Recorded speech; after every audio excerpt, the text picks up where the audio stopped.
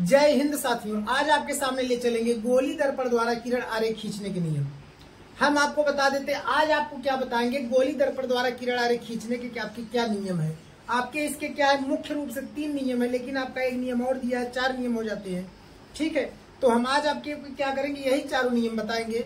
और इसके बाद हम बताते हैं कि हमने आपको टारगेट दिया 75 दिन में हम आपका क्या करेंगे, क्लास 10th का जो आपका फिजिक्स है उसको ओवरऑल एकदम पूरी तरह से कंप्लीट कर देंगे। तो चलते हैं, आज का जो टॉपिक होगा गोली दर्पण द्वारा किरण आरेख खींचने के नियम होगा।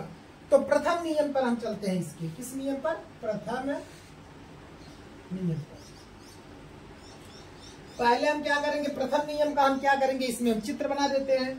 प्रथम नियम का आपका जो है ये आपका फिगर हो जाएगा।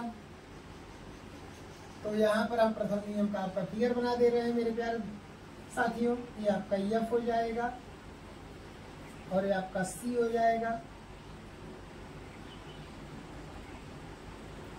ये आपका मुख्य अक्ष के समांतर है और एक रेज यहाँ से निकलेगी। इधर भी ऐसे ही प्यारे दोस्तों, यहाँ एफ, यहाँ सी, या एफ, या सी, यहाँ एफ, सी और यह ध्रुव, यह ध्रुव। मुख्य अक्ष की किरण समांतर चलेगी तो यहाँ मुख्य फोकस से होकर चली जाएगी। अब देखिए आपका प्रथम नियम का फिगर हो गया, तो ध्यान से समझिएगा मेरे प्यारे भाइयों। तो इसमें प्रथम नियम क्या कहता है कि मुख्य अक्ष के समांतर, ये जो आपका पोल से जो आपका ध्रुव से जाता है जो लाइन, इसको क्या कहते हैं, मुख्य अक्ष कहते हैं। तो होगा क्या कि मुख्य अक्ष के समांतर चलने वाली प्रकाश की किरणें, मुख्य अक्ष के समांतर चलने वाली प्रकाश की किरणें, यह भी मुख्य अक्ष के समांतर है, यह भी किरण क्या है, मुख्य अक्ष के समांतर है। ठीक है, तो मुख्य अक्ष के समांतर चलने वाली प्रकाश की किरणें परावर्तन के पश्चात, जो मैं बोल रहा हूं वही लिखना भी है, मुख्य अक्ष के समांतर चलने वाली प्रकाश की किरणें परावर्तन के पश्चात मुख्य फोकस से होकर जाती हैं। ठीक है, मुख्य फोकस से होकर जाती हैं। कोष्टक में लिखना क्या, अवतल दर्पण, क्या लिखोगे, अवतल दर्पण। ठीक है, कोष्टक में क्या लिखोगे, अवतल दर्पण। मुख्य फोकस से होकर जाती है, कोष्टक में अवतल दर्पण, या मुख्य फोकस से आती हुई प्रतीत होती है। मतलब यह यहाँ से ऐसे टकरा है, इस लौट गया। अगर हम इसको डांट आगे बढ़ाए तो यहाँ से ऐसे लग रहा है मुख्य फोकस से आ रहा है। ठीक है, मुख्य फोकस से आती हुई प्रतीत होती है। यह आपका प्रथम नियम हो गया। हमने क्या कहा कि मुख्य अक्ष के समांतर चलने वाली प्रकाश की किरणें परावर्तन के पश्चात मुख्य फोकस से होकर जाती हैं। तो कोष्टक में लिखोगे अवतल दर्पण, या मुख्य फोकस से आती हुई प्रतीत होती हैं, कोष्टक में लिखोगे उत्तल दर्पण। ठीक है, प्रथम नियम हो गया। इसका यह आपका क्या है, चित्र है। अब चलेगा द्वितीय नियम।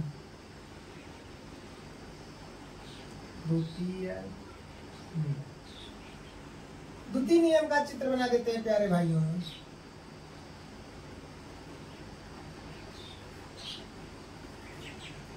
यहां से मान लीजिए आपका एफ है, ये आपका सी है, इधर आपका एफ है और इधर आपका सी है।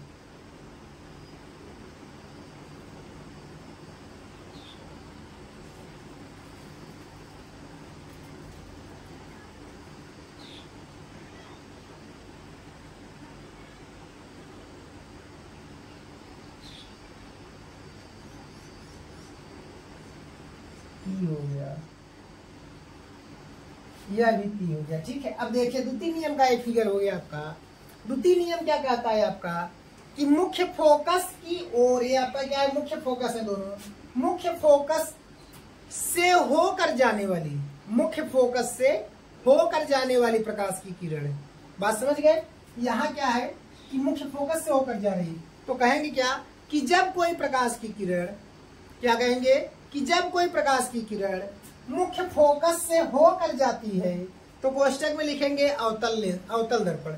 जब कोई प्रकाश की किरण मुख्य फोकस से होकर जाती है या मुख्य फोकस की ओर जाती हुई प्रतीत होती है या मुख्य फोकस की ओर आती हुई प्रतीत होती है। ठीक है, तो मुख्य फोकस की ओर आती हुई प्रतीत होती है, तो कोष्टक में लिखेंगे उत्तल दर्पण। क्या लिखेंगे? उत्तल दर्पण। तो परावर्तन के पश्चात ये क्या हो जाती है, मुख्य अक्ष के समांतर हो जाती है। बात समझ गए। हमने क्या कहा कि जब कोई प्रकाश की किरण मुख्य फोकस से होकर जाती है कोष्टक में अवतल दर्पण, या मुख्य फोकस की ओर आती हुई प्रतीत होती है कोष्टक में उत्तल दर्पण, तो परावर्तन के पश्चात मुख्य अक्ष के समांतर हो जाती है। ये आपका हो गया दूसरा नियम। अब तृतीय नियम चलते हैं।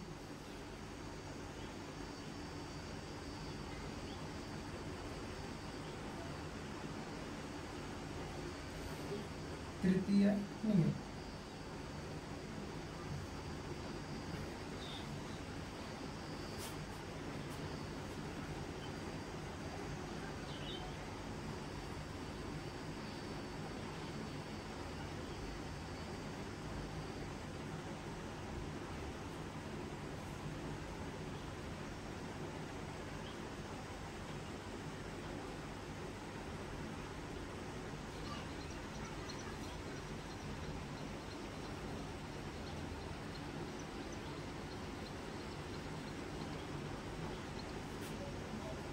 ये आपका तृतीय नियम का फिगर हो गया।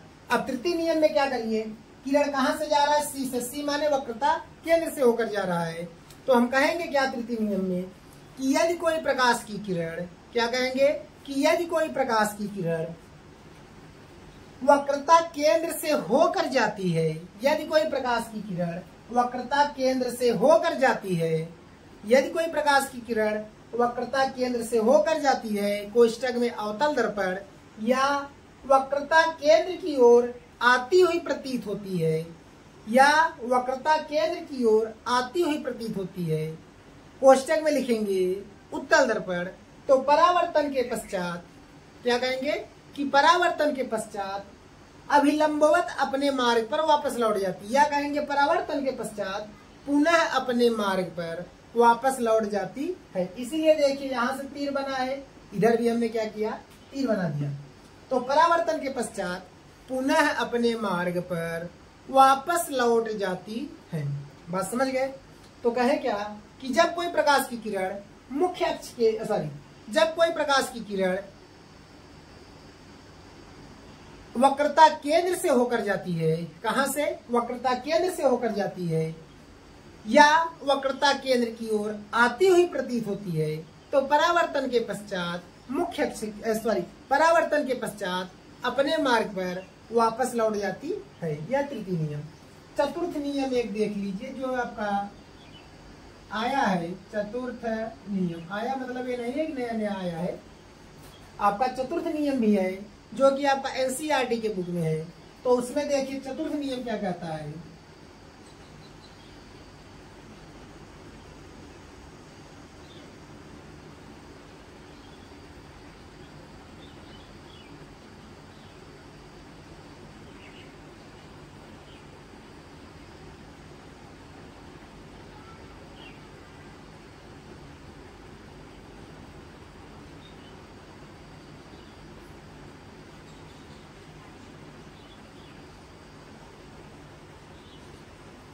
यह आपका चतुर्थ नियम का फिगर हो गए। तो इसमें क्या कहेंगे कि किरण कहां से जा रहा है, दर्पण के ध्रुव से। तो कहेंगे क्या कि जब कोई प्रकाश की किरण या जब कोई किरण क्या होता है, तिरछे दर्पण के ध्रुव पर पड़ता है। जब कोई प्रकाश की किरण, हमने क्या कहा कि जब कोई प्रकाश की किरण तिरछे दर्पण के ध्रुव पर पड़ता है तो परावर्तन के पश्चात उतने ही कोण पर दूसरी दिशा में वापस लौट जाता है। तो कहेंगे क्या, परावर्तन के पश्चात उतने ही कोण पर दूसरी दिशा में वापस लौट जाता है। बात समझ गए। तो हमने कहा कि जब कोई प्रकाश की किरण दर्पण के ध्रुव पर तिरछे आपतित होता है तो परावर्तन के पश्चात उतने ही कोण पर दूसरी दिशा में चली जाती है। ठीक है।